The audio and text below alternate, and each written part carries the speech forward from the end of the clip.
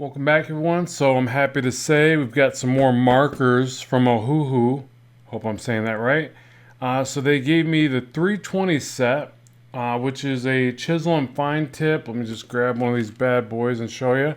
So these ones are actually thinner than the other set. So I'm excited to test these suckers out. There's the other side, the chisel side. And yeah, 320 glorious colors to imagine and play with, or get creative with. So I'm excited to show you what these can do, and let's jump on in. Alright, so now I've got the Ohuhu paper they sent me. Really nice stuff. You see I flipped it backwards because I'm left-handed and I don't like sitting on top of those rings, so just flip it backwards. Easy peasy. So drawing this with a 2H lead, 2mm lead holder, coming in with the Copic fine liner. Now I did try the fine line that comes with these. So these are fine line markers. You'll see as I start to use them. I'll show you the tips, but I use a lot of the wedge for fill-ins anyways. But what's nice about them is they're much finer than the other sets I've showed you on the channel here. So if you're more into detail work, then they're fantastic. Now I'm obviously drawing something that's a bit bigger, so I didn't need the fine line as much, but it's there if you need it. And again, it's just it's a nice option because with the wedge side, you can do your fills, and it does that just beautifully. These markers are really nice. So, and by the way, I'm not just saying that because they gave me the free set. I mean, I want to let you know they did give us on the channel here the free set to work with, 320 awesome colors to play around with. But I also let everybody know that I work with that I'm going to give my utmost honest review to my followers on YouTube, because I just don't want to be misleading for the sake of, hey, I got some free stuff, so I'm going to tell you it's awesome. They are fantastic. The only thing I noticed a little bit that was, I don't know enough about them, but that was a little bit less than perfect in my mind, was that the blue, you'll see when I get to the background of the blue, it didn't fill as nicely as the reds and yellows and orange that I use for Spidey here.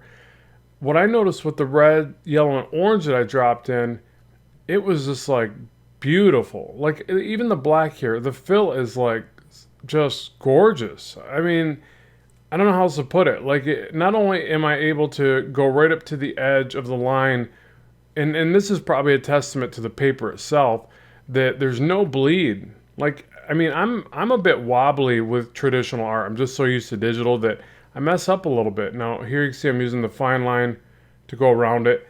Lots of control with it. I mean, even though I'm able to put in the nice heavy lines, I'm not bleeding all over the place. Again, any little wiggle or wobble you're seeing, that's just because I'm out of practice with traditional and I'm so used to using, digital. Now I did jump into erasing. I always recommend those white erasers, but I did jump into erasing rather quickly. I think I got a tiny bit of smudge there in some areas, not too bad. The paper is awesome. Again, I can't stress that enough. Coming in with some gray here just to like flesh out some of it and get some tonal direction going. That's a nice way to drop in values if you don't know exactly, I'm not the best at blending, right? So for me, if I can drop in some values with gray, and I think I should have took that further, then I've got a little bit less work to do with the colors, and I don't have to worry about blending nearly as much. Now here what I'm doing is I'm taking that brighter orange-like color, and I show the caps, but I can drop the colors that I used down in the description box below. If you got a question, I'll respond back. And then I work up around it, and you see I'm taking that lighter color and pushing it back and forth. So it's like this idea of like cell shading almost, right? I'm going around that initial color, and then once they hit, I try to come back with the lighter color and make it blend. So I'm going back and forth like a madman over that area trying to get it to soften up. And it did. I mean, it does work. You see, it's not that harsh line it starts off to be. Now, the quicker you can do that, I've seen artists hold both pens in their hands with the tops off. I don't like doing that because I don't know, I just mess up and I make a mess. But I get it. Like, you're trying to do wet on wet. Now, another thing I probably could have did was also base coat that with the colorless blender. You can see it's right off to the right there. I did not do that. So again, these are things that you can study and check out. I do need to learn more. But I felt like the ability to blend these was pretty darn good. Now, some of it is the video. This is being recorded with my Logitech. It's probably blending it a little bit more. I think in person, it's still nice and beautiful and vibrant. Sorry to call my own art beautiful, but it looks good. It came out really nice. I was really happy with it.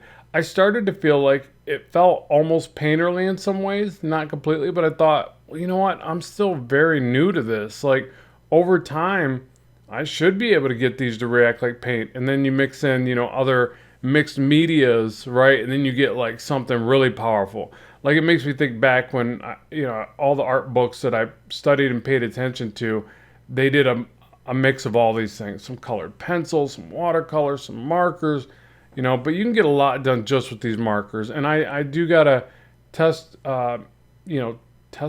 make a testament to that, is that these are really pretty cool. Now, here's one area, and this is me, not the markers, but I end up messing up the eyepiece. You'll see I end up going over it multiple times. But I did test a lot of these effects on another board off to the side, right? And this is what sucks, is that I tested what I was doing with the eye there on another piece off to the side, and I got a better effect. And then I went and did it over here, and I sort of like messed it up. And then I started really regretting that black line that I put. It was supposed to be a glare, symbolic of the glare. And you'll see what I do here. I end up just trying to rework it multiple times. But then here's the part I was talking about with the blue. It just didn't seem to cover as well. You see him having to do multiple passes.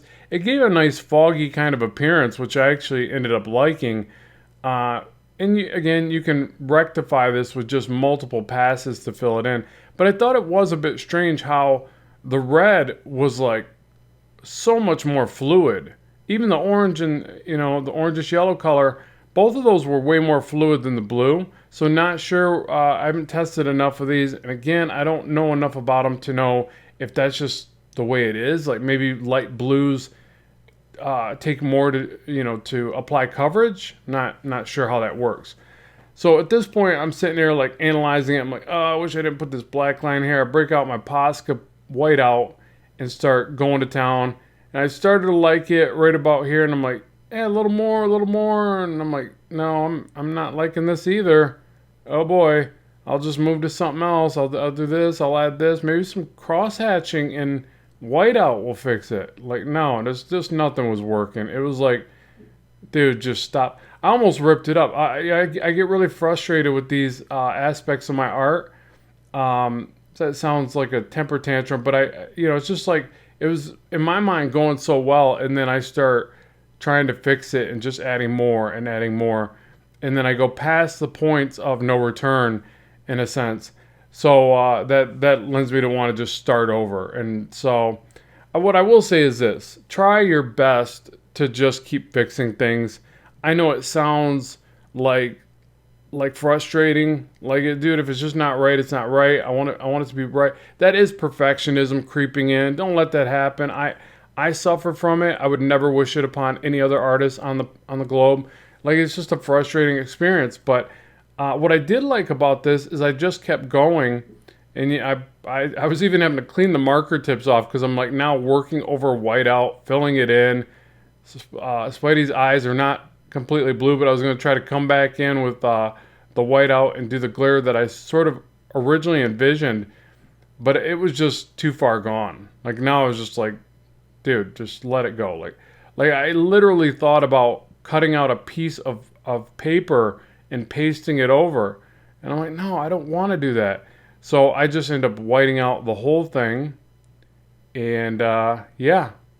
This is my life, folks. This is how I roll. Like, I basically mess up and I use a ton of whiteout. But I don't know. I was kind of happy with it after this. I was like, wow, you can really save almost anything. And I think that's what's kind of neat about this part of not giving up and just keep adding, is that essentially you can really layer stuff and fix a lot. So I still ended up with something I was pretty happy with. And I was ready to just pitch it. So you see here, I flood fill the whole thing with whiteout. And then I even come back with a little bit of blue here in a moment. So if you work into these areas a bit slower, you're probably less likely to have something like this occur. I know this can seem frustrating to some of you out there, and it was to me, but also if you can look at it like these are the parts where you do learn and grow, where you develop your skill sets as a traditional artist. So moderating your frustration and just saying, take a break, come back, whatever you got to do, obviously, but then coming back with a fresh set of eyes and saying, okay, how can I fix this? Or how can I at least experiment on this? One of the things I really like is when you do feel like you messed up on something traditionally, it almost becomes like, well, now I got nothing to lose, right? I'm just going to do whatever and see what I can come up with. And that's sort of what happened here anyway. So again, it's best to look at these as opportunities for growth. And that's where you're really developing your skills so that when you come back, you're like, okay, I know how to handle this. I've been here before, stuff like that. But I hope you've enjoyed this video. I really like these markers, and I would love to know what you think of the content as well as what you want to see in the future. So as always, keep drawing, keep having fun, and bye for now.